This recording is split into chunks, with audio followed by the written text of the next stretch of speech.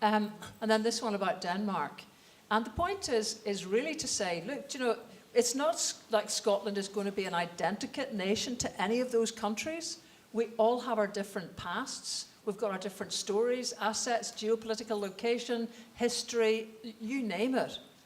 But when you look at that basket of different countries, small countries, that have got all sorts of difficulties facing them, you know, when Norway became independent in 1905, it was the second poorest country in Europe after Portugal. Seems extraordinary now. They didn't come independent to have oil. Nobody knew that was there. They became independent to plough their own furrow. The Estonians, 1991, when they became independent, they had the worst winter. You know, the old people were eating grass. 1991, that recent. And they turned it around to create the Baltic Tiger economy that basically embraced the digital world and moved on because their leaders were in their 20s. There's a different story with every country, and it shows that in any situation, there's always a better solution once people are basically got control of something themselves. And so Denmark. Well, Denmark's a bit unusual in the sense that Iceland, Norway, and the Faroes have all basically tried to run screaming from Denmark. You know, Denmark hasn't become independent. It's the motherlode. In fact, Denmark owns so much. If you've watched your Last Kingdom on the box or the Vikings, you'll know that the Danes actually ran England. From 844 to 1000, from London to Chester, that was Danelaw. After that, the Normans came in, clue in the name, mere Danes. The Danes ran Estonia, Finland, Sweden, Norway, Greenland, Iceland, the Faroes, and Schleswig-Holstein. That was contested with the German Confederation, and in 1864, the Danes made a really pretty ferocious mistake, which was to try and annex those two duchies, and the guys on the other side, not pleased. And the guys on the other side, led by a chap called Bismarck. Right, you don't need to remember too much from your history to go, Iron Chancellor Denny Mess. So, the Danes in that year almost lost everything. They almost lost their country. The only reason that Bismarck didn't just keep going and basically occupy Denmark and just add it to the German Confederation, just wiping that country from the map, was because the British, the French, and the Russians didn't want to see Bismarck get more land. Now, they lost almost everything. They had it all, and they lost everything. Can you think of another country that's sort of sitting with the same dilemma? Because that's the point about this. What the Danes have managed to do is come right back from the precipice without this constant anguished search for past glory, without kind of the huffiness that makes you retreat from the continent that you're part of, without the hierarchy, the archaic systems. These guys modernized and moved on. And actually, this is a film about independence, in the sense that Denmark has managed to keep its own track, to create its own path. And that's extraordinary for a little country, in the sense that it's got the same population as us, in a continent of big players. So in a way, this is about independence. It's a different kind of thing. And for those of you who are in the audience who are actually not supporters of independence, and that's okay, I just hope you take from it whatever you will. So we're about to have the button pressed, she said, looking at the space beside the button without a finger on it, which might rapidly, I mean, I can do it, but I think there's somebody who's kind of, right, I'm sorry, I don't know your name, friend. Right, okay, I can move this. And I hope you enjoy it. We'll be back at the other end. Thank you.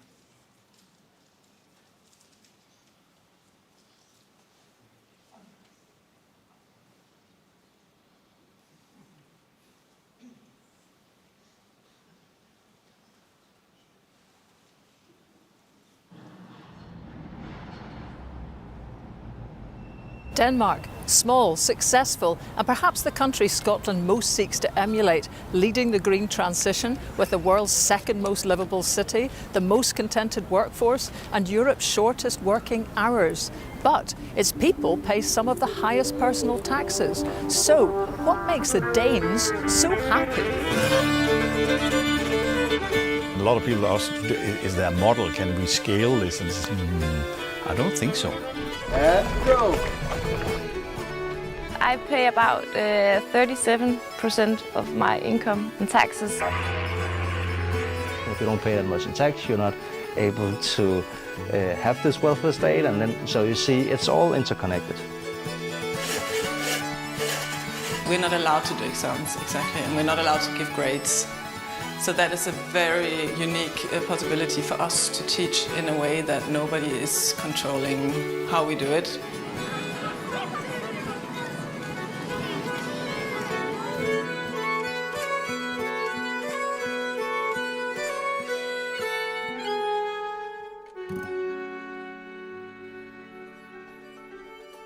Copenhagen, the world's most sustainable capital. But like everything in Denmark, that happened not by accident, but by design. In the 1980s, the city was close to bankruptcy, with heavy industry in decline, a falling population, falling tax income, and a dirty, polluted river. The challenge was to bring young families back, so the council asked how and got a surprising reply. Swimming right here in the centre of the city, and as luck would have it, my colleague Tina Sobby is here. Nice to meet you. You're here, right in the water. I know. How astonishing that we are here together. So tell me, you were the city architect here for 10 years and saw a lot of changes. When did they start swimming here in the harbour? It began around year 2000, 2002. We had the first swimming bath. I guess it was in 2000. And just how much did you have to clean the water? Because it must have been horrible. Quite a lot. So there was a lot of pipes that was going directly into the water, and we needed to change them. That's putting it mildly. A new sewage system was installed with a runoff to make sure rainwater didn't cause overflows and the harbour sediment was cleaned. It cost hundreds of millions of pounds 40 years ago, but it was worth it. The harbour was splitting the city in two. Nobody was coming down to the harbour because it was an industrial area and it was dark and it was gated, and so it was not a place you came. And today the harbour, you can see, is almost binding together the Copenhagen. Elsewhere, a newly restored waterfront would be full of upmarket flats and private piers, but not here, with planners determined to protect public access. We have a planning system where we have been putting some guidelines and regulation, so all the area is with public access. So a lot of the land is privately owned, but it is with public access. And I guess the solution that people can walk and bike along the harbour is also one of the reasons that we want to go here. Have you managed to keep the population in? Have you got more families that are living and not going off to a smaller suburb? When you just look around here, there is young people, there is families, kids, babies, and there is also old people. So I guess we have quite a good population here, where every generation is living in the city. But the 80s restoration didn't stop at the river. Housing was improved, and instead of glorified bin parks in back tenements, Copenhageners got lovely designed gardens with rules to guarantee cooperation. You should make it into one community, so you're not allowed to put any fence to privatize it. It should be, the rainwater should have its own system, so you were off the big system. There should be no cars. So in a way you can also say it was an early thinking of sustainability. And then the important thing was also that we should maintain it ourselves afterwards. So it was also a democratic way of taking care of it. So now there is money from every family living here into the maintenance. So there is a community maintenance, you can say. A third of homes in Copenhagen are cooperatively owned, and that's helped cap prices. Housing costs are slowly rising, but heating remains relatively cheap. The city's had district heating for 100 years, and 98% of homes today get high efficiency, low cost heat from 10 central boiler plants. No struggling with individual boilers here. Only the Danes could imagine and build a heating plant like this. The Ammerbaki plant, nicknamed Copenhagen, has an artificial ski slope on the roof.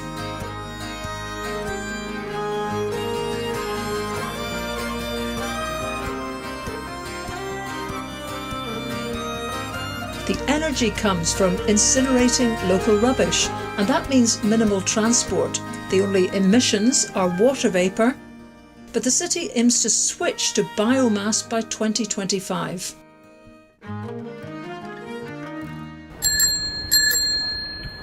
Another design feature that keeps Copenhageners happy is travel.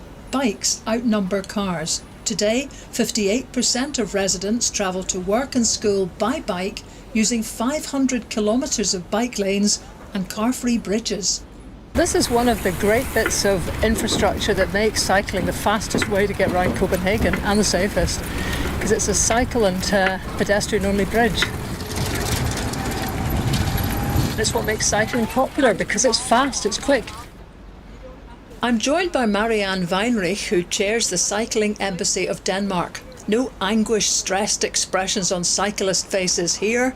Generally, no helmets. In fact, people don't look like conventional cyclists at all. It's striking to see women like you're beautifully dressed. Yeah, you know. Change into work, cycling gear to get messy or mucky. No, we don't dress for the ride, we dress for the destination. Right. Amazingly, in the 1980s, Copenhagen was as car-centred, congested and cycle-unfriendly as many Scottish cities today. But there's been a lot of work to turn that around.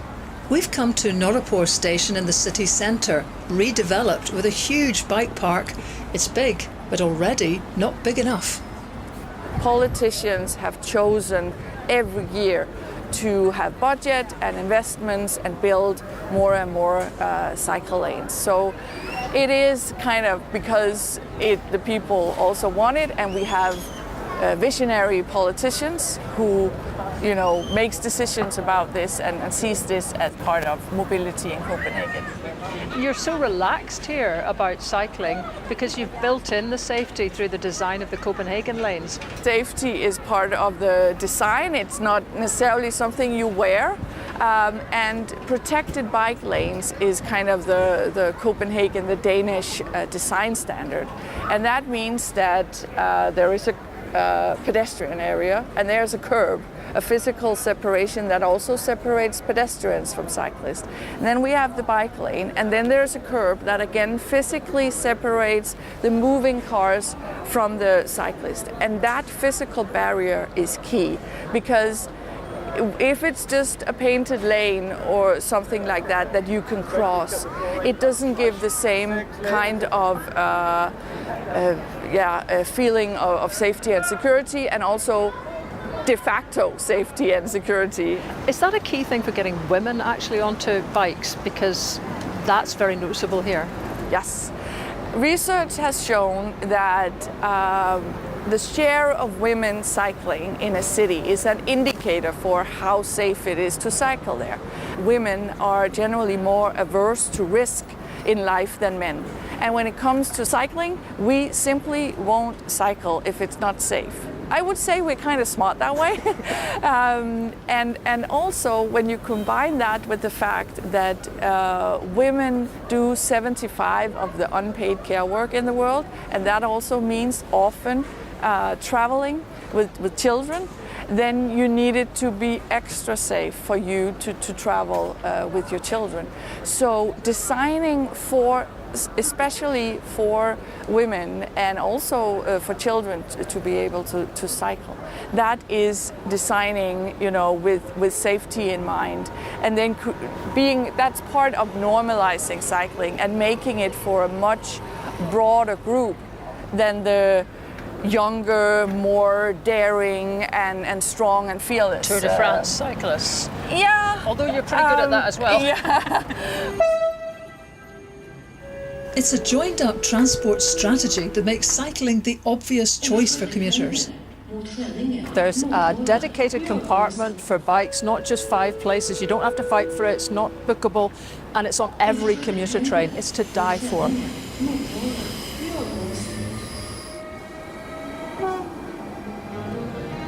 Leaving Copenhagen behind, I'm off to explore the rest of this island nation, heading for the small town of Skive in the heart of Jutland. Denmark has roughly the same population as Scotland, but just half the landmass. It wasn't always this way. Denmark once controlled Norway, Sweden, Finland, Iceland and Schleswig-Holstein, lost to Germany in a disastrous war in 1864, after which Denmark almost ceased to exist. Yet the Danes rapidly adapted to this huge loss of territory, population and status without acrimony or nostalgia. Instead, the country accepted change and powered back, thanks in large part to an education system that's quite unique. Take the next right onto Freelandsvej.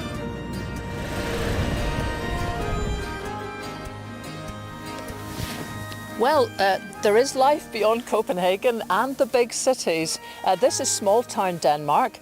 It's very different though. It's quiet. There's no pub. There's no shop in this little village, but there are apparently 6 little groups and societies, all funded by the council. So people are active citizens here, just not in the public realm.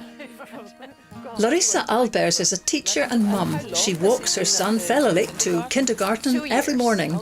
They start the month before they turn 3.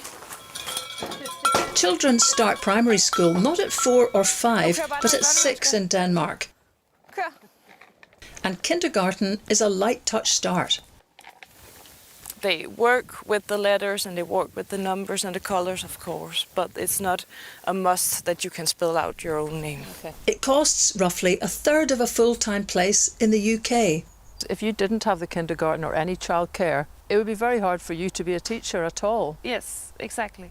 I have about a 30-minute drive to my work and also 30 minutes back. So I need to go somewhere I can deliver my children and know they are safe, and then I can do my job and provide money and provide for my family. Mm-hmm. You need to pick your child up before 5, and that's fine. If you don't mind me asking, how much tax are you paying, and are you happy to pay high tax for these facilities? Yes, I pay about 37% of my income in taxes, and I'm really happy and I'm glad I'm doing it because it means I got the kindergarten, I got hospitals and anything I need provided. Is that the Danish way? Yes, we all help each other so that everybody gets the possibility to go to kindergarten. You also have families who don't have that much money, and then by us paying taxes, we actually help them getting a cheaper or more discount in the daycare. And some of them even go freely to daycare. They don't have to pay. Head teacher Marianne Christensen says the kindergarten encourages children to explore and learn the key skill of cooperation. We have activities that the grown-ups are preparing for the children all day. Today we are really having a good weather, so we are outside. But we can go inside and cut and paint and play, and we all have all kinds of toys inside. Yeah.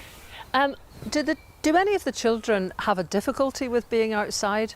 No, not at all. Yeah. It's mostly the parents that have difficulties. They think they are hiding and we can't see them, or they're cold, they're wet, but that's not an issue at all. What do the children get from being outside all the time? Experience. They have to taste and feel, and and they're social activities skills are very, very good, because they have to move and get inside the play. Can I be with you, or can I not? And so they're learning to cooperate. Yeah. Because this is the Danish way. Yeah. The Danish way is that children playing is very valuable. Yeah.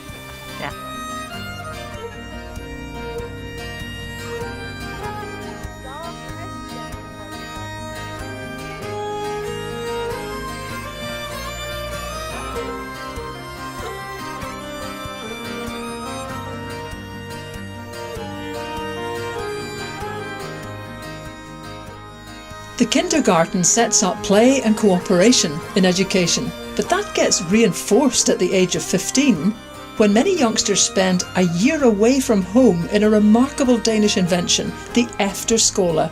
They still do core academic subjects, but also learn something they truly love. This efterskole specialises in diving, swimming and sailing. There's a holiday today, but normally 170 15-year-olds from all over Denmark are learning, living, cooking and diving together. Principal teacher Jannik Marshall says efterskole are about far more than just hitting academic grades. I think it's important that we take some of the pressure off, take some of the tempo out of getting through to college and getting through to our work, and I think that's too much. We have to stay right now in this age, 15, 16, and look at each other, but also look inside and say, who am I? What do I want to do with my life? I can see you living a different life from the one I've lived. That's interesting. Tell me more. So this whole dannelse as a begreb, that's efterskole. Students share domestic chores, and for most of these 15-year-olds, it's their first time living away from home.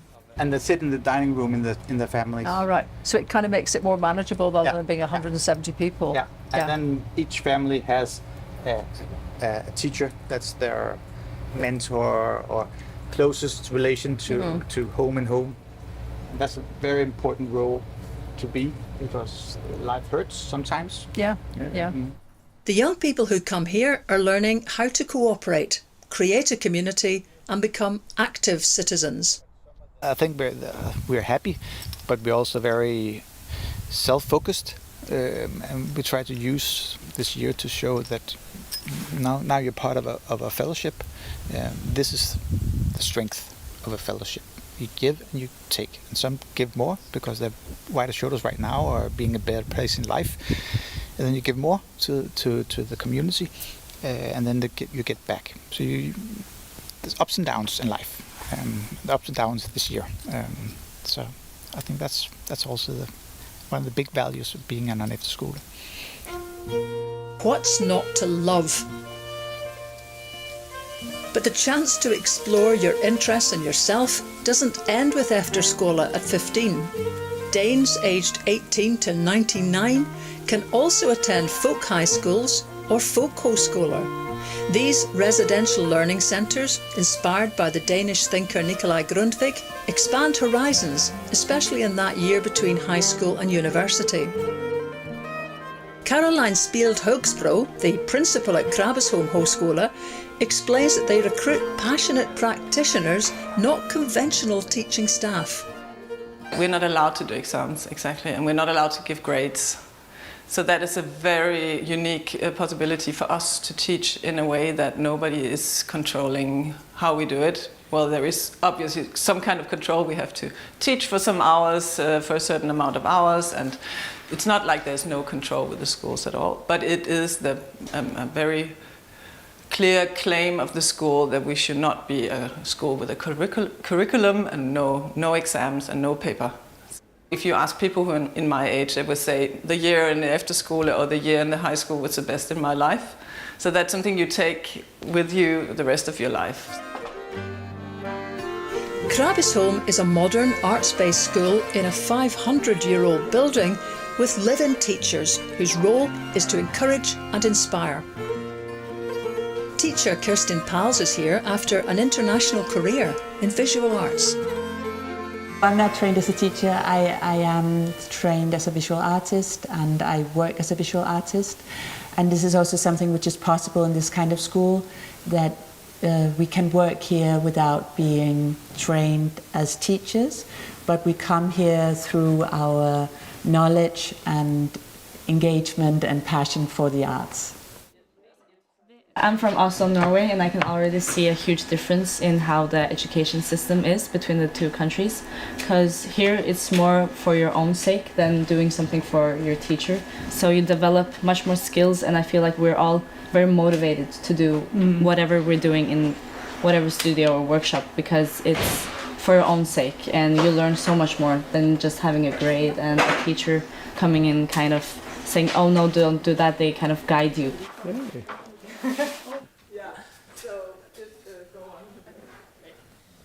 I think it's quite normal in Denmark to do a højskole, men jeg klikkede ret meget på et tidspunkt. Så det Det kan være det. I'm 21 and I used to go to gymnasium and I did 2 gap years.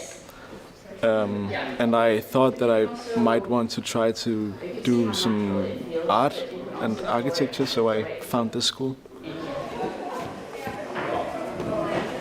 The students pay for half of the fee, and the Danish government believe very much in this kind of school, so they also subsidize højskole in Denmark, because we believe that it's a larger project, making good citizenships. So what you get with you in this half a year about living together, taking responsibility for each other, being a collective, and orienting, or like this personal development, has such a high value that the Danish government have decided to pay for this kind of school.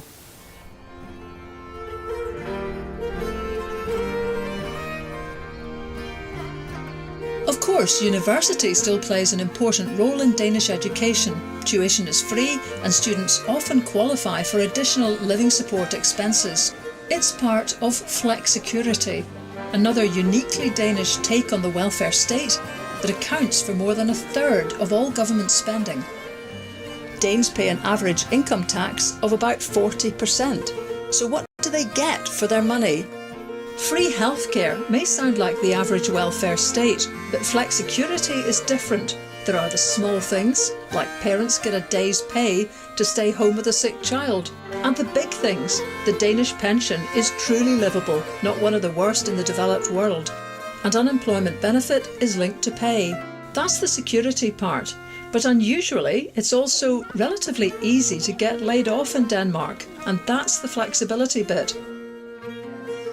Here at Roskilde University, Professor Jon Kvist is an expert in Denmark's welfare policies. We have a flexible labour market, so it's relatively easy for employers to sack people, and that's one of the reasons why we don't have zero-hour contracts. Employers can take in people if they need more labour, and they can sack them if they don't need them.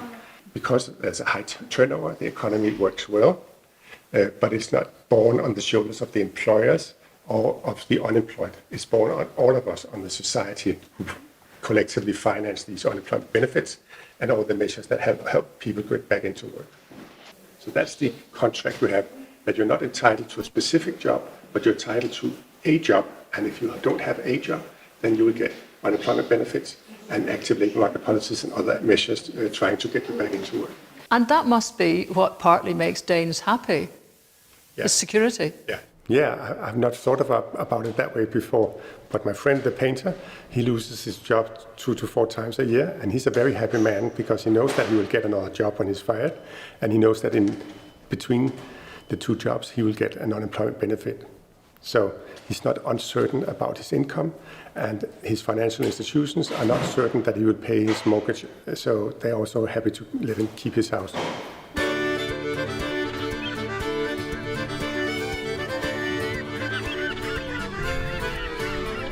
So where does the money come from?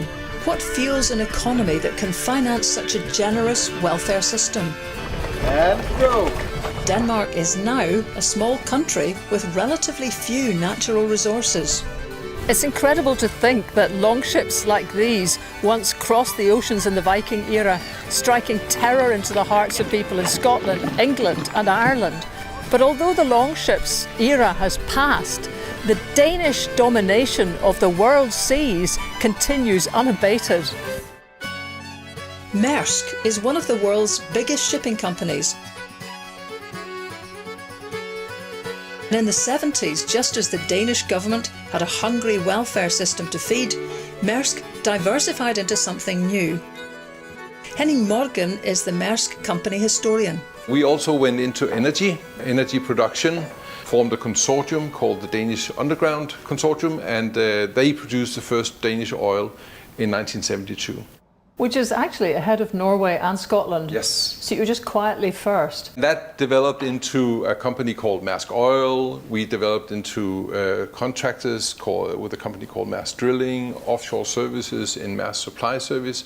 So got engaged in offshore and oil and gas production, which became a significant leg in the Maersk companies after 1972. It's ironic to be sitting in a country that's a leader in the green transition when you still got a lot of your business in oil. We did have a lot of our business in oil. We have divested basically all of our activities in production of oil and gas by now. As a reaction to the green transition, Maersk Supply Service is still part of the A.P. Møller Group, but is moving away from offshore services to servicing the windmill industry. You pay taxes, and you paid taxes at a time when Denmark was really rolling out its welfare state. Yes, in the 1970s, 1980s, 1990s, where we had the contract with the Danish state on the production of oil and gas, we paid a lot of taxes, and whether that paid for some of the welfare state, absolutely. Our role today has probably been taken over by other companies because most of our activities, the Maersk activities, are around the world. This is the office of Mr. A.P. Møller, so the founder of Maersk. Right. He died in 1965, and at that time the office was put down and taken away and then re-established here as part of our museum. Your founder had some great sayings, and one of them was, if you have the ability, you have the responsibility. So what does that mean? Let me start with the Danish phrase. It's called nyttig virksomhed, meaning having a positive impact on society. So if you look at many of the sayings of A.P. Møller and his son Maersk Mc-Kinney Møller, you'll find this lying underneath what they're saying. We want to have a positive impact on society. And if we have the ability, we also actually have the responsibility to act on that ability. For a small country, Denmark has some huge corporations. Maersk is known all around the world, though it may not quite match Lego as a household name. That pioneering plastic toy launched in 1958. 400 billion pieces have been made since, and that's 50 bricks for everyone on the planet. And the wind industry wouldn't be the same without the innovation of Danish blacksmiths in the 1970s who created the company Vestas. Today, they produce a fifth of all the world's wind turbines on and offshore and sit at the forefront of Denmark's green international image. Danish turbines are powering an international energy revolution, but the underlying infrastructure needs to keep pace. That's where Danish colleges come in. Skive College trains students from all over Europe in electricity distribution and subsea cabling. Head of Education Kurt Lindholm says they constantly adapt to the latest industry needs. Every year we have an adjustment of what is asked for in knowledge and competence. What are we going to produce of students and knowledge to fit the future? I would say about 80 to 90% of our students are somehow linked to the green transition and the future. So I'm from Hull, Kingston upon Hull. The reason I'm here is I'm a trainee for my company called Swire Energy, Renewable Energy Services, and we're here for a training to get qualified to a 66 kV training. We have people from Poland, Great Britain, Portugal on a commercial training because the green transition is global, and we provide some specific skills and some specific training that are needed around the world, so they come here. We are a small country, but we know we are good in engineering and we are good in acting, convert knowledge to action, so we can sell our knowledge, we can sell our products. I think we have realized we cannot only produce things or components, we also need to produce things that can be exported like knowledge.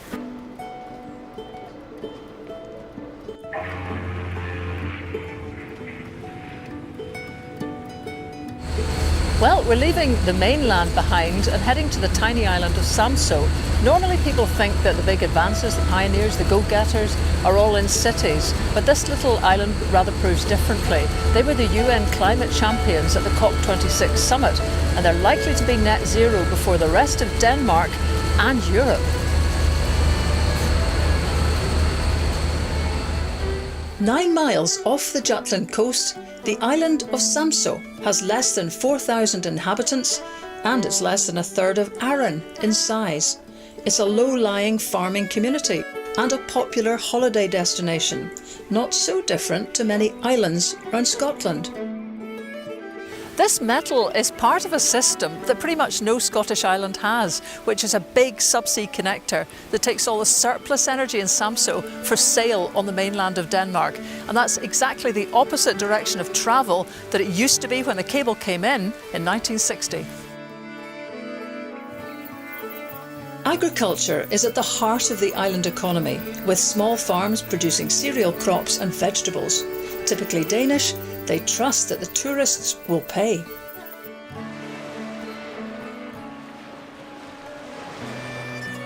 In 1998, Samso Council won a Danish government competition to become a model community for the green transition. Now an energy academy is generating and passing on skills and knowledge. Its champion is a vegetable farmer turned energy guru, Søren Hermansen, who has the human nous needed to bring canny islanders on board, folk who wouldn't accept change simply for change's sake. The whole concept of being green is actually also, in my perspective, not what we aim to be. For us, I think it's kind of how to maintain a healthy society is maybe the most important reason for people to accept changes. If we can change things to the better, and the better is not for me to decide, it's not environment, it's not energy or wind turbines, but the wind turbines can be tools to achieve what you want to change or where you want to make a better quality of your life in a social concept. And I think that is what we have kind of been sniffing around to find these connections, this glue of society where we can say, where does it make sense? And then wind turbines was one answer, and using biomass instead of imported oil was another one. I mean, every time we had to evaluate it, does it tick all the boxes? Is it cheaper? Is it better? Is it local? Does it produce jobs? Which was all the answers that we had on the other side. I think that is basically kind of our recipe. And a lot of people ask, is there a model? Can we scale this? And I don't think so. It's not scalable, but it's inspirational.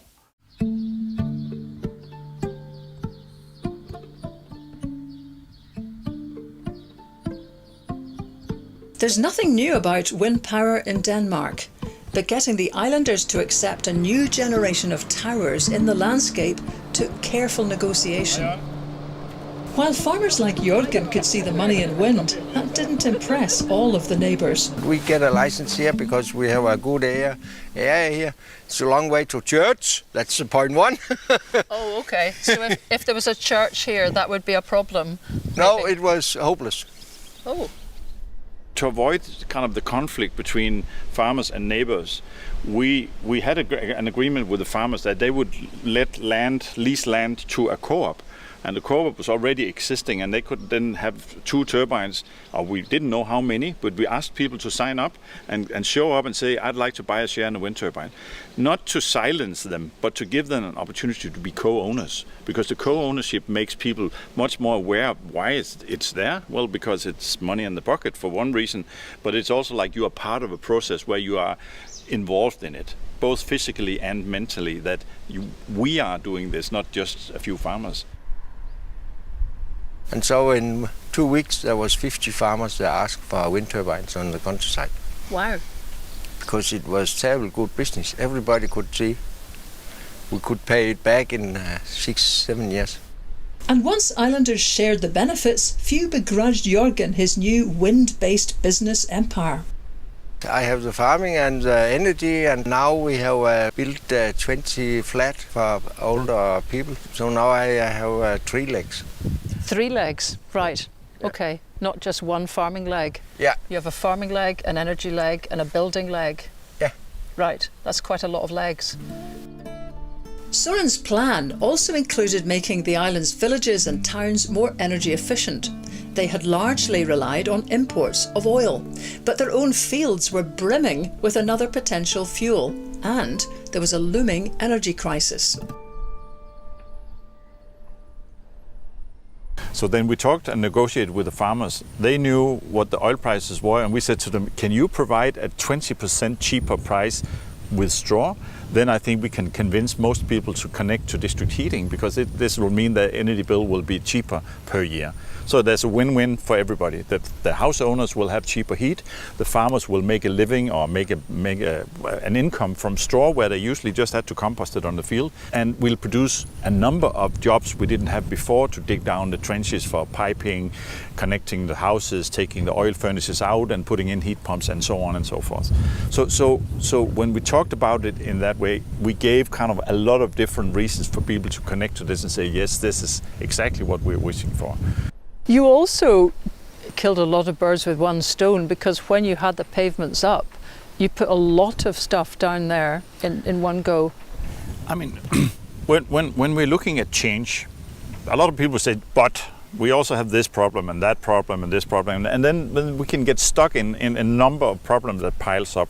Instead, we try to reverse that and think, how many problems can we solve in one go? So when we do open up the road, then we could talk to the water people and say, what about these old rusty steel pipes? Maybe it's time to change them. All right, that's fine. We'll pay our bit.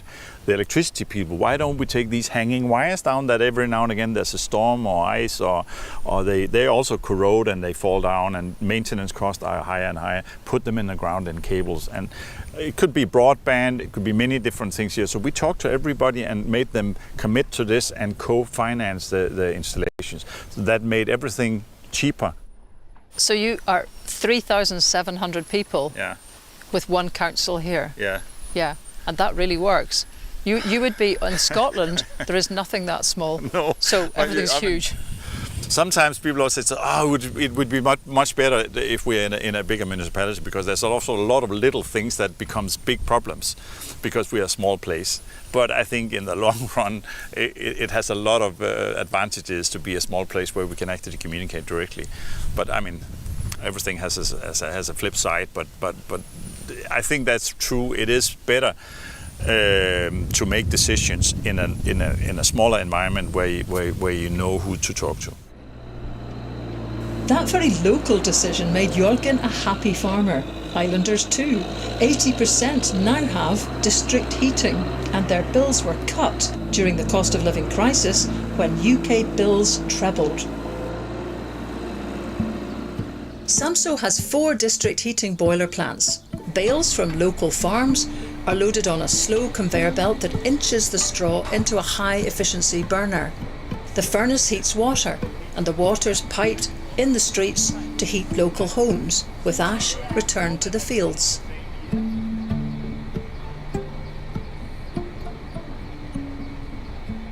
In here I see a whole lot of straw bales that's kind of like a bit of a straw shed.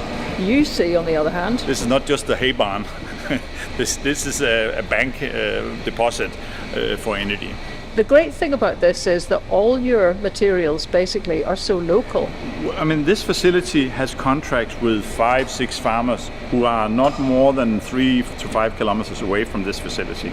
And we have the same with the other facilities also. So we don't spend kind of the saved carbon emission in transporting long distances and big trucks and tractors driving on the roads for long distances. And then the other thing is, if anything goes wrong, the machinery is simple enough that a local person can fix it. This is not high tech, so yes, we can call the plumber and he'll come and fix almost everything here with his own tools and his own capacity. The only variable factor is weather. Late season rain has delayed the harvest this year. So as I leave Samso, the farmers are still in the fields. It's clear that going green has brought jobs, security and cheaper energy, and that's made the whole community very happy.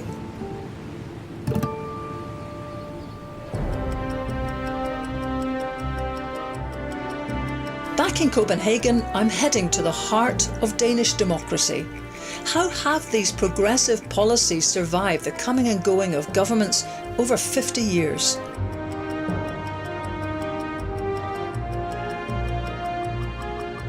The TV series Borgen brought Denmark's coalition politics into living rooms across the world, with its female Prime Minister hatching deals in these very cloisters. And that's because Denmark's proportional parliament demands negotiation, unlike the Westminster system with its first past the post and winner takes all. Hvis ikke vi kommer med et konkret tilbud, han kan forholde sig til, så lugter han blod. Jeg giver mig ikke på integration uanset hvad. De får Finans, Justits- og Udenrigsministeriet og 6 andre, så tager vi økonomi og erhverv, undervisning og kultur.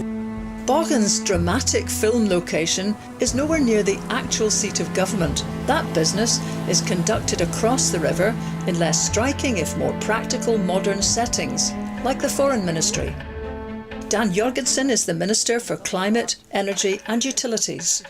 Most people will have watched Borgen and thought that, okay, that's brilliant, it's impressive, but it's a drama. It is actually for real, because your parliament, your governments, are invariably coalitions between many parties, and that's normal because you've got proportional parliament. Well, not only are they coalitions, very often they will also be minority governments. So you'll be in governments, but you won't actually have the majority yourself. You're dependent on other parties to support you. And this makes it almost impossible for political parties to just go strictly for their own agenda. Also, very often, even if you have a majority, for instance, right now we have a majority government, we don't actually use that majority very often. We almost always seek to have other parties on board for several reasons. One is, okay, so if power changes, we are pretty sure that the decisions that we've made will stand. That's an important reason. But also, actually, it's a part of Danish culture, that political culture, that broad majorities and broad compromises are seen as a good in itself. Now, if you ask most Danish people, they would probably tell you that they think that we have a lot of political differences in Denmark, but which we also do on some issues. But if you compare it to almost all other countries, the things that we are arguing about in the Danish parliament are quite small differences. So, for instance, we have this tax-funded welfare state, and there's actually no parties in the Danish parliament that wants to fundamentally change that. I must say, in the time that we've been here, we can really see that just in every sort of small way, people are very relaxed. It's very consensual. There's not much conflict about. Well, this is also something that you can see in the United Nations happiness index. We are almost always on top of that index. And I think, again, obviously for idealistic reasons, you want your people of a country to be happy, but also for rational reasons. I mean, a happy country is a country that's less sick, that's more productive, that's got less conflict. There's so many positive things to say about that. And of course, it's all a circle, because if you're not happy and you don't have a lot of trust, social capital in society, then you're not able or willing to pay that much in tax. And if you don't pay that much in tax, you're not able to have this welfare state, and then so you see it's all interconnected. In the 1970s, a big decision happened when the oil crisis happened, the OPEC crisis happened, all the oil and gas prices in the world went up, but Denmark did something really quite extraordinary afterwards, which was? Well, we decided that it wasn't a good idea to be dependent on energy sources from other countries. So basically, instead of being dependent on oil from countries that could, like this, decide to raise the prices and thereby hurt our economy, we needed alternatives. And that's actually how we started developing renewable energy. So at that time, it's strange to think about it now, but at that time it didn't really have anything to do with the environment. It wasn't a green movement as such. It then quickly evolved to that because many of the very active forces in the Danish society that wanted to make this happen were also interested in the environment, so it went hand in hand, but actually that's how it started. So really it was about protecting your independence as a country, really? Yeah, it was. Instead of buying your energy very expensively from other countries and thereby also being dependent on them, it was much better to create your own energy. But then you also decided to keep the price of oil and gas high in Denmark, and you made the cost of importing cars really, really expensive. Yes. Who votes for parties like that? Well, we decided decades ago that maybe it's a good idea if you want a welfare state that is expensive, so you need a lot of tax revenue. Maybe it's then a good idea to tax the things that's a good idea to tax because you also want to limit it. Because then you'd get two things. You'll get the revenue from the taxes, but you will also get less pollution. Having said that, I would lie if I said that it's very popular to tax cars. It isn't. But on the other hand, I think most people in Denmark sort of just accept it because they know, one, we need to do it because of the environment and the climate, and two, if we didn't tax that, if we didn't tax the cars, we would need the money from somewhere else and we would have to tax something different. Coming back to the question of climate, Denmark is now right at the front of the green transition, having created the grouping Beyond Oil and Gas at the COP26 summit actually in Glasgow. What are your immediate aims and how confident are you you're going to get there? Well, we've decided to stop our oil and gas production. When we made the decision, we were the biggest oil producer in the EU, so we did, even though we also had a lot of renewables already then, we still also had oil and gas. And we still do have oil and gas today. But we decided that if we want to fight climate change, it's not enough to be leading in renewable energy. So that's really the demand side of the energy question. We also needed to be leaders on the supply side. So it would have been a bit of a paradox if in the future we would be 100% green in Denmark, but we would still withdraw oil and gas and sell it to others. So we would just export the problem. That would not be a good idea. So we decided to stop all future licensing rounds and put an end date in 2050. Now for this to actually happen, which it will, of course we then need alternatives. So this means that we also had to spark our innovation and be even more ambitious on renewables, and that is what we're doing. But life's not perfect. Denmark's refugee policy has international critics. Its proportional parliament means far-right parties are represented and very visible. And a controversial new law limits the proportion of non-Western people in certain neighbourhoods to aid integration. But though Denmark has many of the same problems facing Britain, it tends to approach them with an instinctive solidarity. Ole Dahl is a regional newspaper editor and was a political correspondent in Copenhagen. The age for when you can leave your job is going up because we want people to stay a little longer working. So that's retirement age. Retirement age, yes, that's going up slightly all the time actually. 67 now, but it will go up to maybe 69 in a couple of years.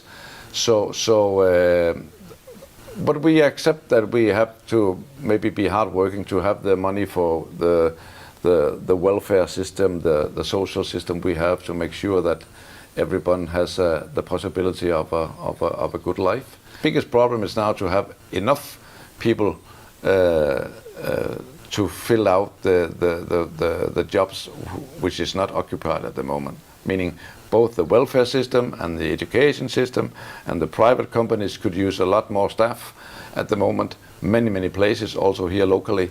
So we just hope for instance, the Ukrainians have very easy, refugees from Ukraine have very easily found job here, and we're happy about that. But we also need, the young people when they finish school, more of them to stay in this area instead of moving to Copenhagen, for instance. We need them here to fulfill the job applies that are here. Issues you might find in any Scottish paper. In fact, Ola is a regular visitor to Scotland and sees strong similarities with Denmark. In many ways, Scotland and Nordic countries are so similar, I think, when it comes to life and priorities in life, that I hope also that this cooperation could even be stronger between Scotland especially and the Nordic countries. Denmark is now a small but perfectly formed country. The astonishing thing about the Nordic countries is that there are so many small countries working together, but nobody seems to think you should all have the same currency. All of you have a different currency from the neighbour, and you're not a United States of Scandinavia. No, and you never will be, will you? One state. No, never. No. We like to have this independence as we have the Scandinavian countries, and it works very well. We cooperate, and we let the people and the countries flourish in their own way, and in a way where they have their strengths, they can show it, and still have a good, strong cooperation, because that's needed, of course, when we have a challenge in the world. Europe should stick together, as far as I can see it, and the Nordic countries, and maybe also Scotland could be part of that cooperation to stick together and work together. And Scotland, of course, we'd like to see Scotland back in Europe someday.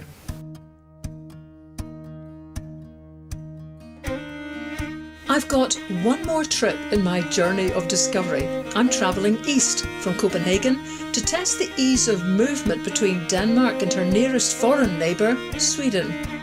Very easy, as it turns out. The famous Øresund Bridge between Denmark and Sweden, a frictionless border between two different countries with different systems, different languages and different currencies. Does that get in the way of cross-border trade? Not when you pay by card.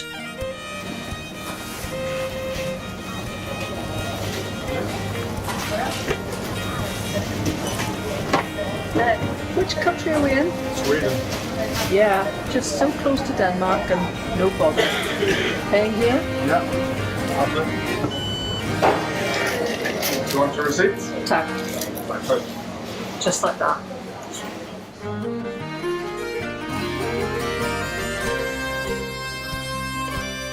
So this is Denmark. It's known for its green energy and happy people. But its biggest achievement, threaded through my journey and across the lifespan of every Dane, is cooperation. It's built into the kindergarten and unique efterskole, the district heating that powers communities, and the coalition parliament that can stick to an anti-oil strategy for 50 years. You can ski on heating systems, swim in docks, and escape your parents at 15, all courtesy of the state. Denmark is relaxed, cooperative and playful, without the stress that bedevils adversarial Britain.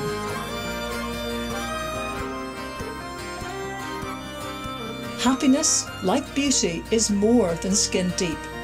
No wonder the Danes are laughing.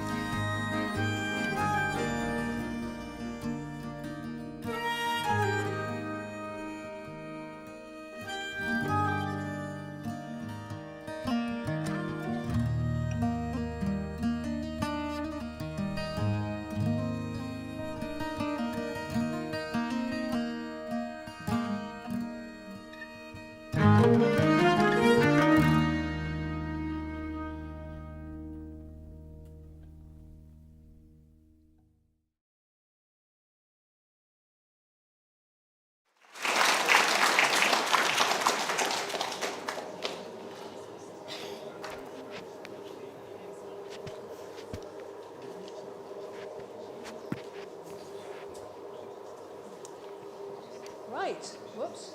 This doesn't feel like this is on. Can we...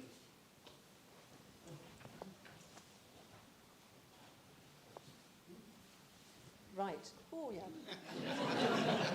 Yeah, I did ask for that. Can you... this just doesn't sound very on. Can you hear me? No. Right. Okay, there's a lot of padding up and down the room that's happening. But anyway, do people feel kind of sad, motivated, angry, all the above? Jealous. Jealous. Yeah. Yeah. Right. Well, have we got the other mic for the audience somewhere? Right, Sandy, can you come up the front? I want to hear from these jealous people here. Well, who needs my friend that just right behind the counter? Right. Oh, so we're not ready to go yet? Yeah, we're ready. Can you hear me through this microphone at the moment? No. Can you not, is this still this PA problem or what?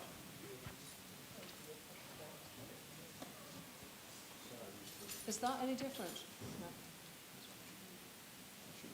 That's not, you can hear it. Oh, there we are. Hickey wicky, as my mum would have said. Right. So have we got that one going? Yes. It is. It will get turned up when we hand it to the person. Right, so why don't you hand it to a jealous person? Right, the jealous lassies, basically. Aye, we're very, very jealous because we're both councillors for Fife Council, and we were looking at that ski slope on top of that district heating system, and we're building a, what's it called, Westfield? Yeah, the Westfield development, which sits in my ward, which is... waste energy plant. And between Cardendale, Lochgelly and Benarty. And it's prime for, by God, if I could have one of those, I would love it. Right. And how many people will it be serving? No, those figures haven't actually gone out. It's an ongoing project. It's not going to come online until 2026. Right, excuse me, but I just go and bang my head off something in the corner here? Yeah. Right, because this is what the... It takes so long. It's glacial speed in Right. Fife Council, and we know that. It's taken 8 years to build 39 flats at the bottom of Kirkcaldy Okay, High right, Street. let's not get ourselves too down before we start here. You see, I mean, just to say a little bit about the district heating thing, this is just criminal. It's criminal, the situation we're in at the moment. Because, I mean, every country in Europe, in Northern Europe, in fact, really most of Europe, is operating on district, if you like, socialised heating. We have 3 in Fife. Right, fine, but let me just get a wee bit out before, I'm not going to manage a heckle every sentence here, lass, or I'll come and, I'll give you a lugard. I don't know if any of you are from Caithness, you could guess what that is. It's got to do with a lug. Anyway, the point about district heating is the normalness of it everywhere else. And so this isn't, there's 5 here, there's 1 there, there's a, you know, it serves 20 people there, that sort of thing. I mean, what we've been missing for a century is socialised heating. And I mean, it's like if I said to you, maybe many of you are living in a sort of urbanised areas, it's like I would say to you, why have you not got your own water borehole? Right? And you'd sort of think, well, I don't need that because, you know, we don't have our own individual water borehole. Well, why are we doing this? There's a fair few folk in here I can see are old enough to remember life before Thatcher. And before she privatised the hell out of everything, she changed people's conceptions of what things would be done essentially as a public service collectively. So we've all forgotten that heat and energy used to be a collective thing. Sadly, we weren't onto district heating. And I mean, what that is instead of, there will be as many boilers as there are people in this room, which is crazy. Because if I'm trying to persuade you to upgrade or to change your system, I've got all of you to persuade to put more metal or whatever into the ground. If you were living in any other country in Northern Europe, I wouldn't have to persuade you of that because you'd all be part of a pipe system. You know, many pipes, 1 boiler. When you want to change, like they're going to change Amerbaki, they have 1 change of Amerbaki. That's supplying 1/10 of Copenhagen, 1 plant. So, we've got to change our thinking on this because we're leaving everyone to sink and swim themselves. And we'll also be forever behind the curve because you won't want to put in 20 years' time, your kids or whoever gets your house is not going to want to pay to upgrade it again. They'll have to. This is the gravy train we're on of everybody being stung individually for heating when we've got companies and businesses out there who are also paying good money to get rid of hot water. It's madness. And one of the reasons, while we're at it, I think that we don't pick this up is because we have humongous local authorities. If you were in somewhere like Samso, which has 4,000 people, you can spot the possible synergies. I mean, back in the day, in 1931, Fife had 81 councils. Now we're sitting with 175,000 people in one local council, right? And this is not to get at anybody, but just to state the ludicrousness of it. If you were to look at, that's the Scottish average. The Scottish average for a local council is 175,000 people. The average across the EU is 10,000 people. The Norwegians, to take another country, have about 400 councils. We have 32. They have, as a result of that, same population, about 1 in 88 Norwegians stands for election. In Scotland, it's 1 in 2,071. I mean, we're flaring us off the system because we've lost local. And actually, we're local. So it's kind of we're losing us out of the system. And that's another big difference with all the Nordic countries, actually, is the lack of that really. I mean, Kirkcaldy would have its own council in any other country in the world, actually, except Britain and Scotland. We're worse than England. Sorry, folks, these are the toughies, right?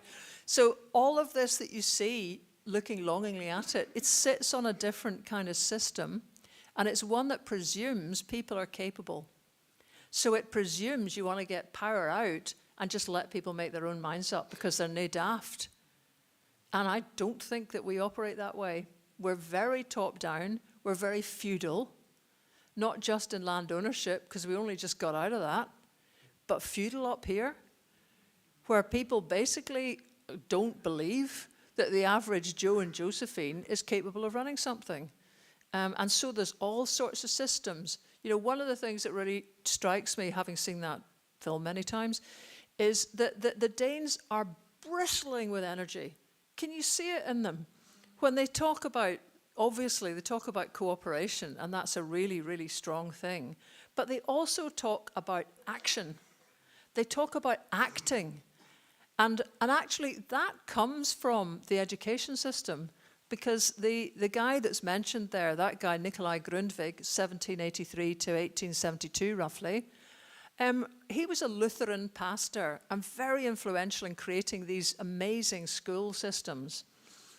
And the object of all of that was to create active citizens. It wasn't necessarily to do the 3 R's. I mean, yeah, that's fine if that happens. But it was to create people who were confident enough to speak. That old one. And that's really the fundament of how that operates. And sometimes I think, what is the difference between, you know, the Lutheran system and the Presbyterian one? My mum came from Wick and was a bit of a Presbyterian and had that phrase lots of people would have, which is many hands make light work. I saw that translated in Denmark as many willing hands make light work. And I thought, right. There's a quality of being telt in Scotland that hasn't left us. And actually what Denmark's trying to do, I think, is create a society of willingness so that you don't have folk by the lug. You basically are trying to get people to come forward to just take responsibility. And you don't do that by having kind of pretty speeches. You have that by building in cooperation from the age of 3, and then the age of 15, and then the age of 19, and then you keep doing it. Your government builds it in. Your industrial relations build it in. You keep building it in, because if you don't, you end up with us. Well-meaning, but still stuck in an adversarial system. That was a long answer to a short point. Yeah. Lesley, on the subject of schools, I was particularly impressed with the setup they have. The young mother that they spoke to had said that she gives 37% of her earnings towards the state. But then she went on to say, or it was the woman who was running the school, went on to say that there is some kind of subsidy that's given to those who can't afford, and it becomes greater and greater to the point where I think actually she said at one point there was even, it got to the stage where it was free. Now, how does that work? How is that? Does that come from what is paid in by those who are earning, or how is it a point system? It's just not that complicated. No. It's a state Okay. service. Right. I mean, honestly, Right, okay. I think only we would find this hard to understand. No. I mean, it's the same way as if you were talking about any other part of education. It's a free service, So it's what we do. So the point about kindergarten, I'm kind of more aware of how it works in Norway, but I think it's very similar in all the Nordic countries. In Norway, you cannot spend more than £200 a month for a full-time place. Okay. Right, you're all looking at me like... So our 1140 hours. You guys are some For difficult... 3 and 4 year olds, our 1140 hours. I'm sorry, a year. I didn't catch that. I'm never aware of when you're about to speak, so I'm not listening. Our free childcare for our 3 and 4 year olds of 1140 hours a year, which is what mums can get now. It's definitely helping those who are. There is also space for 2 year olds, free spaces for 2 year olds as well at nursery here in Scotland. So I appreciate that. Obviously, what they're talking about is a system that goes from the age of 3 to 6. No more questions asked. Universal, right? So I'm not knocking anything. Obviously, we're slowly getting somewhere here, and happily, at most events, there'll be somebody who actually works in an outdoor kindergarten that's actually got very used to that. And that's good. There we are. It's here again. That's tremendous. These are not the exceptions, and there's nothing kind of stunning people particularly. Although you'd have to say, it's funny, every audience, when they see that bit where the saw is about 2 inches away from the little fingers, everybody's kind of freaking out a bit. But the object of a lot of these kindergarten is to absolutely, I ask her that question, what do the kids get? And she says, experience.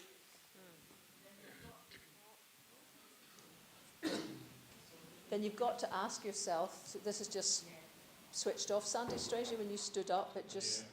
Just switch me.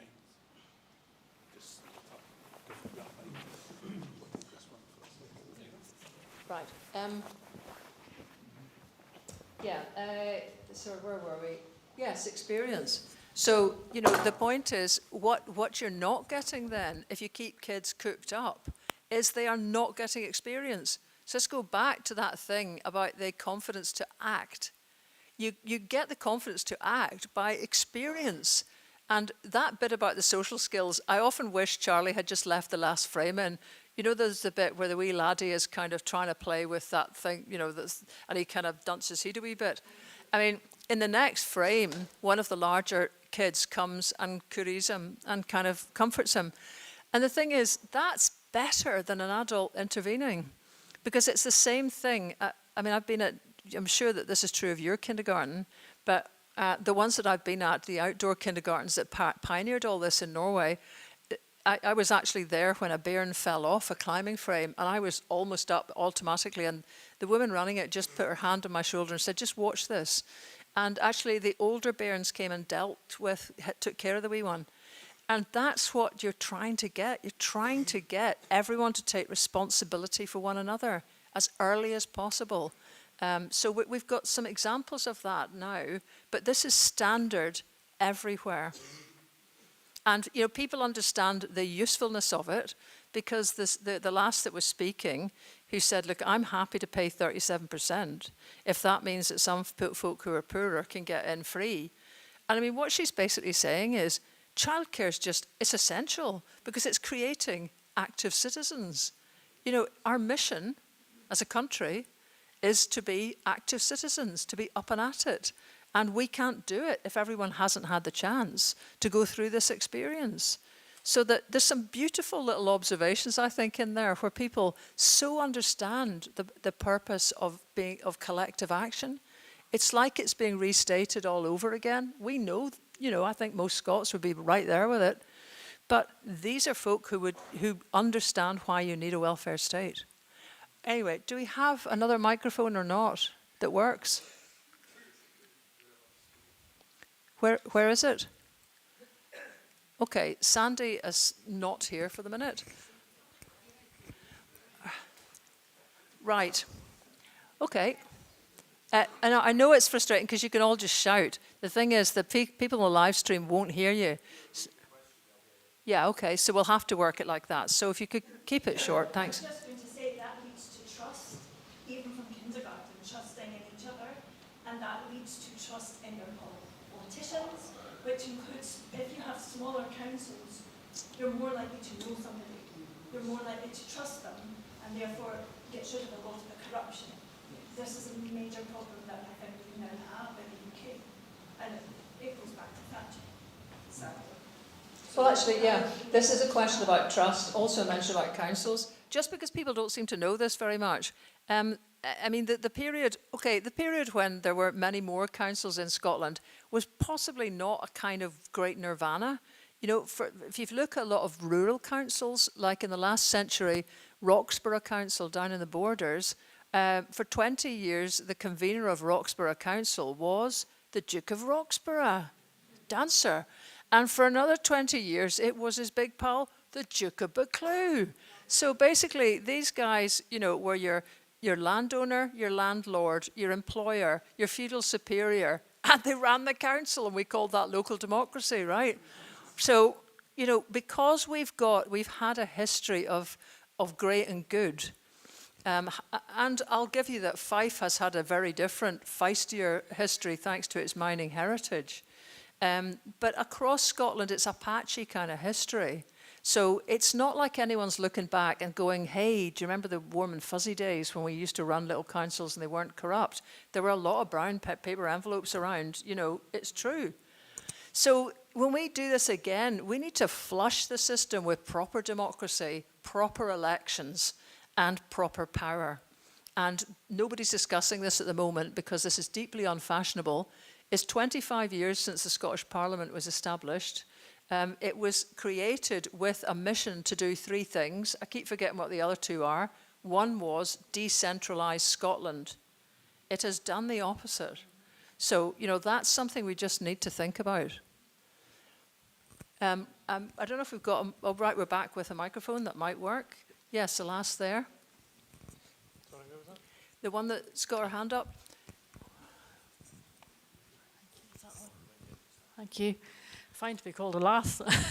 I was going to ask, is the childcare and things in Denmark and the other Nordic countries, is that also reflected in decent wages for the folk who work in those kindergartens and also at the other end of life in care homes and things? Because that seems to be a huge problem we've got, that people aren't valued for providing social services to others in society.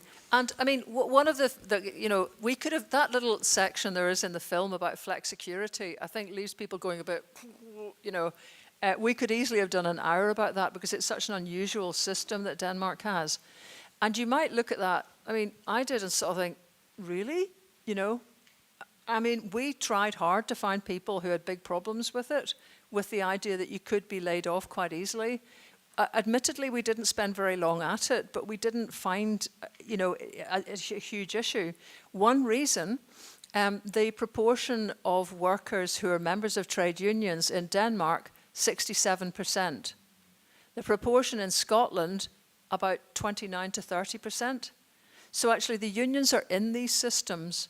And this is another thing, because when you take the adversarialism out of it, unions are actually happy and wanting to be helping run organisations.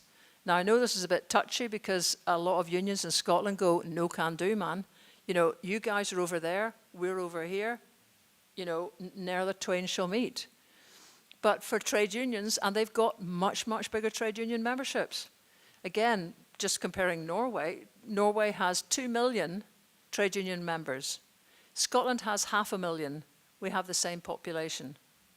So we can either sit like this and keep, you know, I think some union membership's been boosted by the whole period around COVID and sharp practice and yada yada. So that's fine. We're still sitting at 500,000.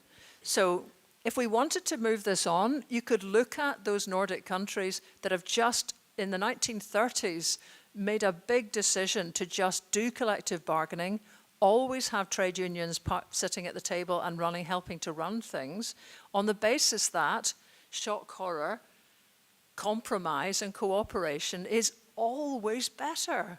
And actually, you know, we're even seeing this right now, because I heard in the news as I was coming in that the doctors, I think in England, have finally settled. Well, what took so long? You know, I mean, it is an achievement of the Scottish government that they have actually had fewer strikes in a lot of these sectors. But what does anybody south of the border, do they think they're looking tough? Do they think they've got a better chance of winning the Tories, that winning the election, because they hung out and caused tens of thousands of operations to be cancelled just to look like they were in charge when they're not? You know, this adversarialism that's at the heart of everything, I'm not being naive. Obviously, there are different interests in there, but, you know.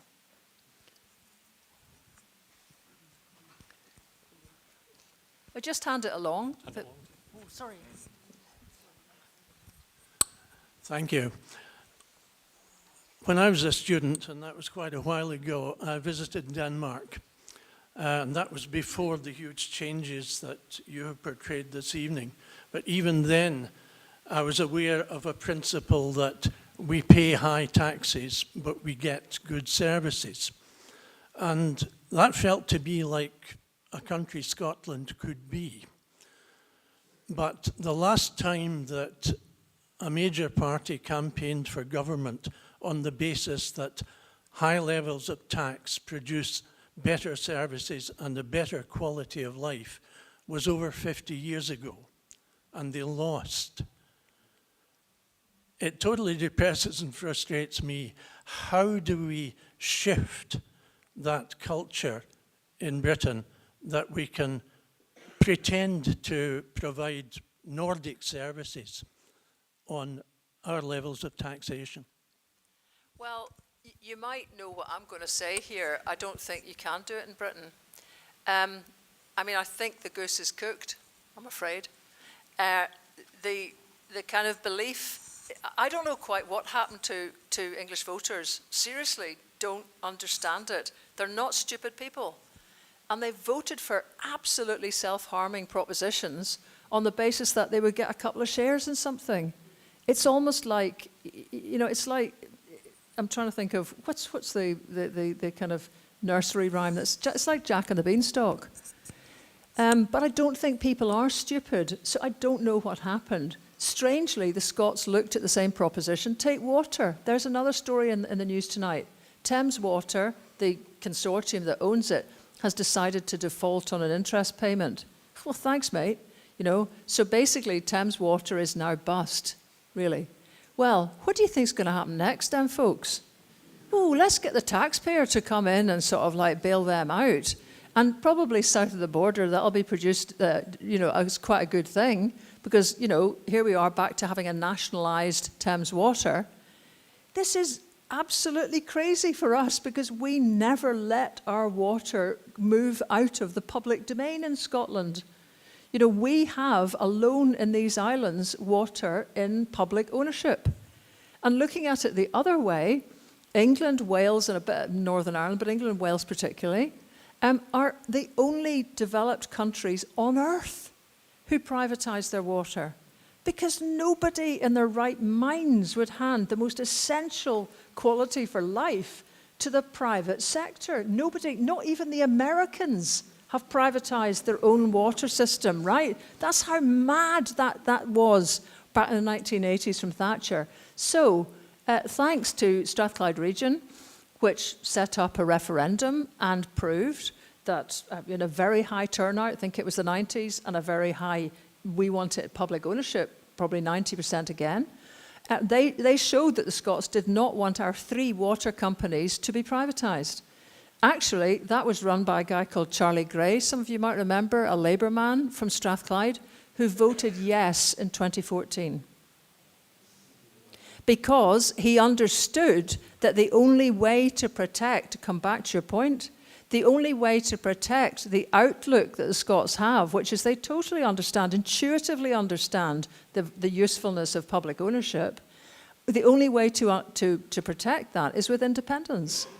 So I'm not holding my breath. There's a horrible set of learnings that are happening down the road for people. I mean, you know, there was that bit in the Oxford-Cambridge boat race when Cambridge, when they won, couldn't do their, you know, traditional jump into the river because the E. coli levels are so high. This is what's happened, you know, when you just let private companies rake off profit. And the thing that's utterly astonishing is that given England's determination to take back control in Brexit, with the horror of actually having anybody from the Netherlands, Germany, France, or whatever, having anything to do with the running of, let's face it, England, who runs and owns the water companies in England? The Netherlands, Germany, and France. It's extraordinary. So the level of self-delusion that's going on, with that's just one resource, right? We could start on any of the other privatized assets.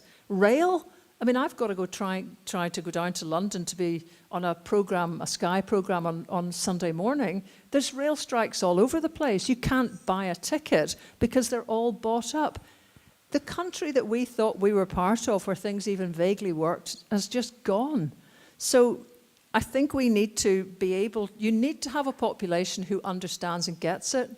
And actually, that is the Scots. You know, the levels of trust in Scotland between citizens and government, Scottish government, are higher than any other in the United Kingdom. Now, that is saying relatively hee-haw. I'll give you that, right? The levels of trust that exist in the Nordic countries are the highest in the world.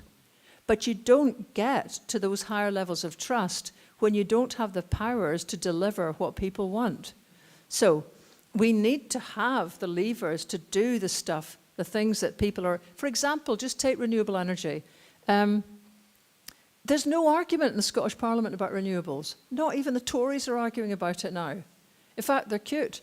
You know, sort of Tory MSPs like Jamie, I'm going to forget his second name, he's in Argyll, Grigor, used to be very, very opposed to wind power until he realised he could make £8 million out of putting up wind turbines on his own land. And suddenly he was a massive convert.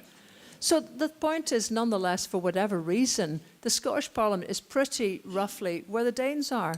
And in fact, this is what breaks my heart, because Vestas, the company that has 1/5 of the world's turbines, that should have been a Scottish company, because our wind resource is much better than Denmark's. But we were living in a country that just didn't see wind as a proper energy source. Because why would you try to build your own energy when you could be basically helping your pals in BP and Shell to more multi-billion-pound profits by taking our North Sea oil and selling it back to us? So I think we've got the fundaments of what we need here in terms of an outlook that Scots don't need a lot of coaching on, and that actually most parties belong to. And there's an important point, because what the Danes have got with 50 years now, since that OPEC crisis, is they took a decision and they stuck to it, because they had a proportional parliament and they had buy-in. That's what we need, because that creates an investable country. Britain is not investable when it comes to many things, but particularly to energy, because you can't tell from one week to the next what the policy is going to be. And we all know, we've heard this many times, how much industry likes predictability. Jings. You know, you can't even predict whether Rishi Sunak's going to try and sell his socks again. I mean, it's just, this is a hopeless situation, but the Scots are solid. We want renewables. We want to get on with it. Other questions? Yep. Thank you. Excuse me, I've got a bad voice at the moment. You'll be talking about the unions from years ago. I was part of the unions years ago. But what happened when Maggie sold the house is we lost all our members because they automatically had a mortgage to pay. So they never had the strength of unions anymore. So what we've got at the moment now is all the Scottish people are divided because some have mortgages, some don't. And what also happens is, when you're talking about Denmark, I've worked here. When someone goes idle in Denmark, they get the same money they get when they weren't working. Yeah. So how are we going to protect our people if we can't do that for them? Well, our people don't have strength because if you don't look after the parents, you can't look after the children. As you've heard many, many times, there's parents out there who have children at nurseries have got to do 2 and 3 jobs to try and pay for it. So I feel that the Scots have lost their way and don't have the energy to look at the government, for the government to say, I'm going to look after you when you're not working.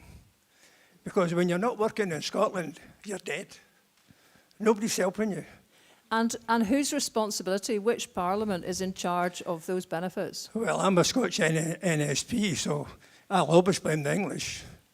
I don't call it a British government. I was born in Wolverhampton, so I will never blame the English. No, I'm not blaming the English, I'll get that right. I asked you which parliament, and the important point is... It's English Parliament.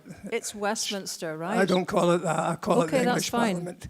But in the same breath, before you cut me off there, with me working all over the place, I've never met an Englishman who wanted Scotland to leave the Union, ever. But I've also... apart from Mike Russell? But I'm talking about working people. I don't think he works, does he? He's a member of Parliament, does he work? Anyway, you're determined to make this point, and I'm sorry, I'm just determined that I do not agree with you at all, mate. Well, that's good, because that's how you get things done. I don't agree with you don't agree with me, and through it we work together to get it done. No, well, okay, my point simply is I have no sort of feelings of despair about the psyche of the Scot, because, you know, the systems that we've been stewed in for the last, you just take your pick, 40, 50 years since Thatcher, longer basically within the British state, a British state that basically tolerated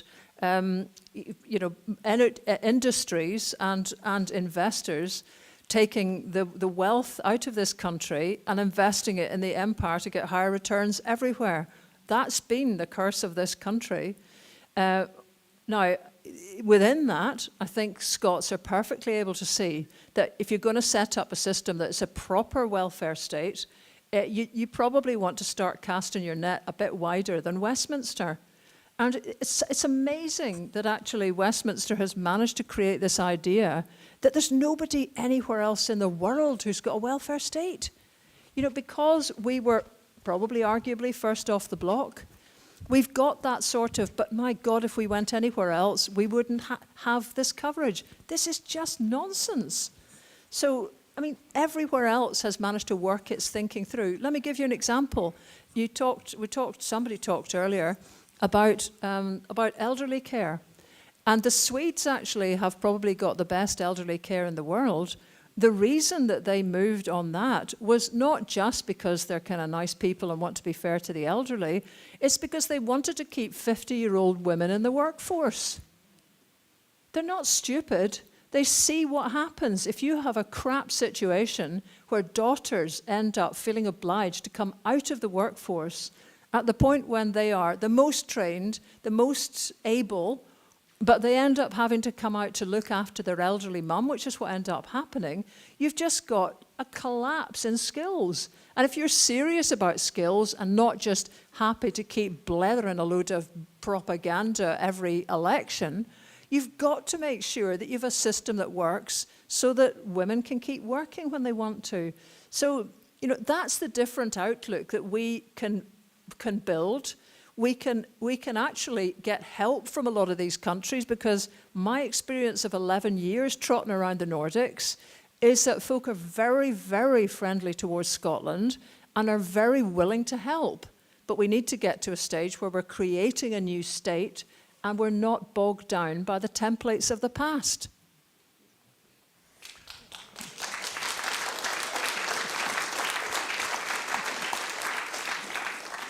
I'm going to come to a question very, very quickly, but just before I get there, my wife and I lived in England for about nearly 17 years. We came back 6.5 years ago. We now live in Leven. When we came back, I felt I had returned to a country that had progressed and felt progressive and felt like it was moving forward and keen to move forward. We've got the railway returning to Leven, opening in June. I see lots of positivity around that. There's infrastructure being put in, cycleways, all the positive things that we'd seen on the video tonight. I find quite a number of people on social media and other areas just moaning about it, saying what a waste of money, why are we doing that, etc., etc. My question is, how do you currently read the mood of the country? Tired. Really tired. I mean, I might just be speaking for myself at this point, mind you. But, you know, I think this is why people really want to see films like this, to sort of recalibrate the settings and think, no, actually, this is doable. This would not be a doddle for us. No, no, no, you know.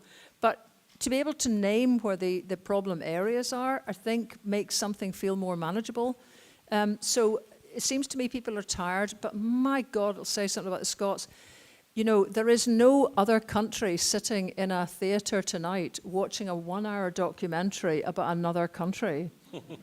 The Scots are amazing in that, you know, we're quite open to the idea that a lot of the templates that we've got used to are probably pretty crap and are very top down and belong to another era and belong to another class. So if you were going to look at what works, well, you've got plenty of examples. Now, there's a gap, absolutely. But the appetite from people to just see something that works and to let that go around their mind is a beautiful thing. And the other thing to say is, folk will, you know, will say that the yes movement kind of petered out whenever, 2014, 2015, you know, you name your petering point.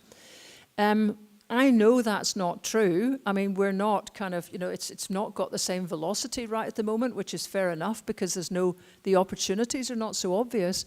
But I couldn't have put a single one of these events on without somebody who was prepared to be the activist. Here it's Sandy. But right around Scotland, somebody has stood up and put weeks of their own effort in and just believed that this would work. And I mean, you know yourselves, the emotional energy it takes to believe in something better is huge, and people are still doing it. So I think I feel let down by, you know, the debate that you get stuck in being about I'm not even going to go into the hate crime bill, but you know that, for example. I would like to see us arguing about how we're using the Scottish National Investment Bank to pump prime a district heating rollout across Scotland called socialised heating, right? And I would even like to see us arguing to be able to raise money on taxes for that. And if we get gubbed and got told, no, you guys, your little pretendy parliament can't borrow that much, we're going to have to make that public. I don't think it probably helped Humza's relationship with councils, what happened with the council tax freeze, but councils can borrow. Can we not stick our heads together and come up with something? I mean, we need to act.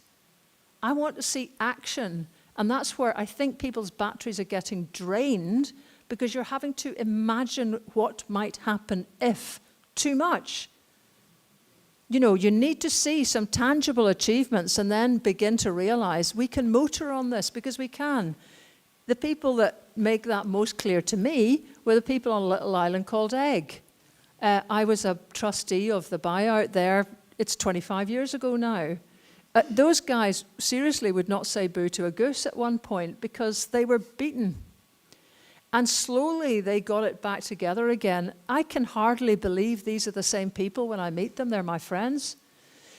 They are the same people, but they have now got, because they own the land and they have that security, that every time there's a good idea, they do it. They don't wait for someone to case it. They don't wait for a scoping study. They don't wait for somebody else to tell them, you know, well, there's a health and safety, you know, whatever. They get on with stuff. And we need this. This is what we need. We need action.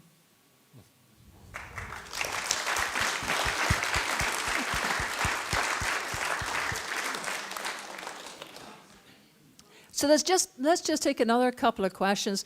I'm very conscious that apart from the women I so unfairly called the jealous heckling corner, we haven't had women ask.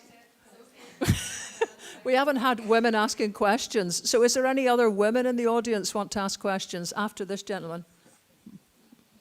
On you go. No, you go for it. Yeah. This is a kind of would you agree question. I see Scotland as a very wealthy country indeed in terms of resources, power, people, everything that we've got going for us. The only thing that we don't have going for us right now is a central bank. With a central bank, would you agree that we could fund every single little institution and bits and pieces that we need to move forward to a Scandic dream, a Scandic sort of country? Central bank, is that the solution? No. Well, I mean, it's not the solution, right? I mean, it strikes me it's a bit, you know, it's a bit like any vehicle. It goes as fast or as slow, it's as well driven or as badly driven as your confidence. And what worries me about the Scots, I mean, you're absolutely right, you graft on something that's able to, in an independent country, print money the same way as, you know, the magic money tree works down the road. You've got to be careful about that, but still, that's true. We need to get to the stage where we have a population who are confident enough that we have good resources, that we have a future, that we have everything that we need in this country, that our taxes are actually our taxes before they go away off and get given back to us, not something out of the generosity of spirit of, you know, MPs in London.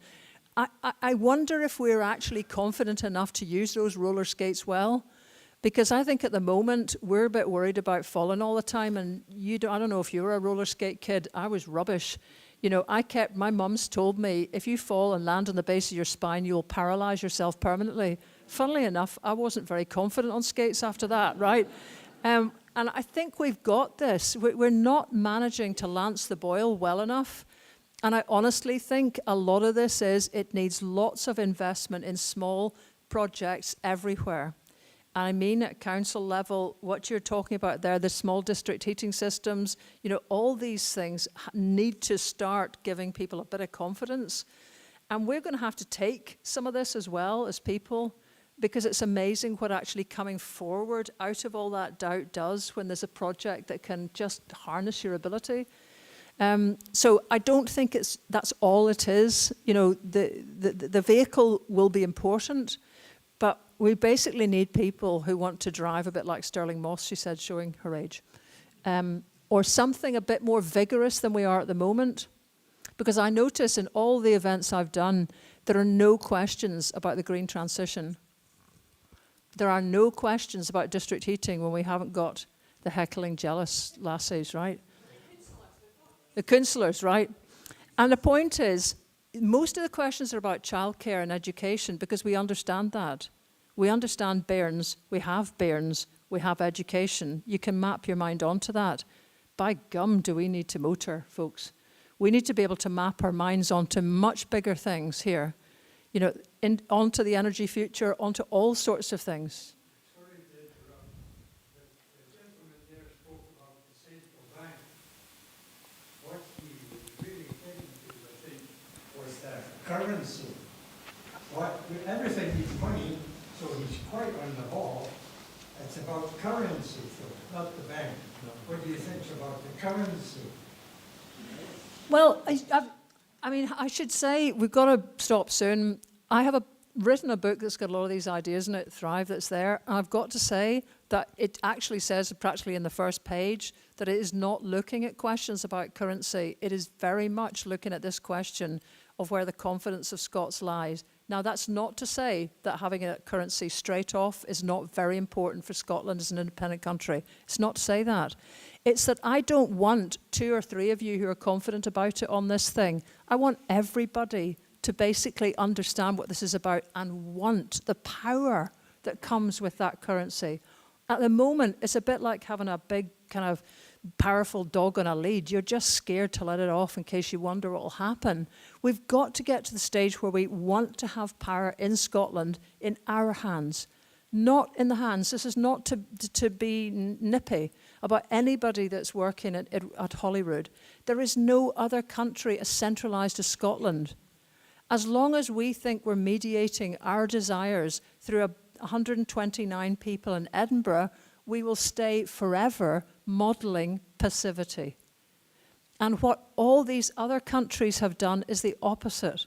Because they have had all these little councils where they run their town, and they've done it for hundreds of years, because they also never had feudalism in the case of Norway, and they have tens of thousands of landowners, they have run their land for hundreds of years.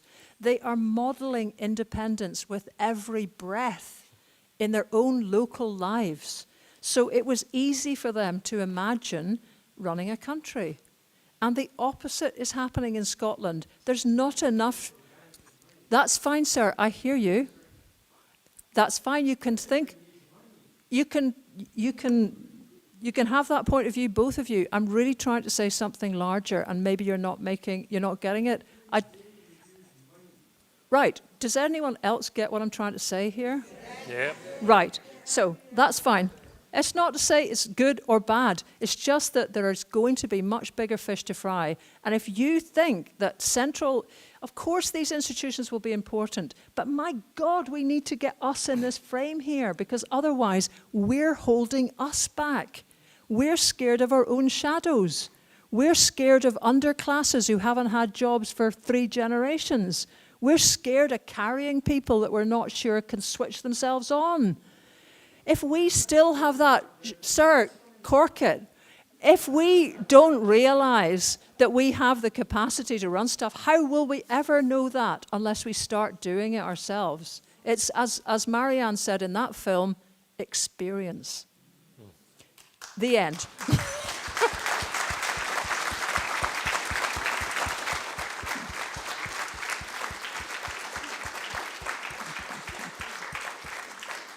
So, can I just say cheerio, and could you all sort of have a big Kirkcaldy goodbye to the live stream audience? Thanks very much for joining us.